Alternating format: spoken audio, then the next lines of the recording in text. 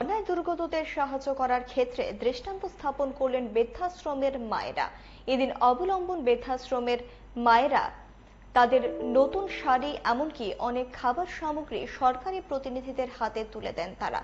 অনুষ্ঠানে উপস্থিত ছিলেন বৃদ্ধাশ্রমের সভাপতি তথা মেয়র দীপক মজুমদার। তিনি জানান, বৃদ্ধাশ্রমের মায়েরা এদিন যে কাজটি করেছেন তা মহৎ উদ্যোগ। তারাও মানুষের কাছ থেকে বিভিন্ন সামগ্রী পেয়ে থাকেন, তারা সেগুলি নিজেরা ব্যবহার না করে বন্যায় ক্ষতিগ্রস্তদের জন্য দান করেছেন। আমি বলবো এটা মহান দান। এই ক্ষেত্রে তাদেরকে দেওয়া জিনিস তারা না ব্যবহার করে যারা বন্যায় ক্ষতিগ্রস্ত তাদের কথা চিন্তা করে মায়েরা কিন্তু তাদের জন্য তাদের জিনিসটা দিয়ে দিচ্ছে। এটা একটা বিশেষ দৃষ্টান্ত আমার দেখা মধ্যে যারা প্রথম আমার অভিজ্ঞতা উপলব্ধি।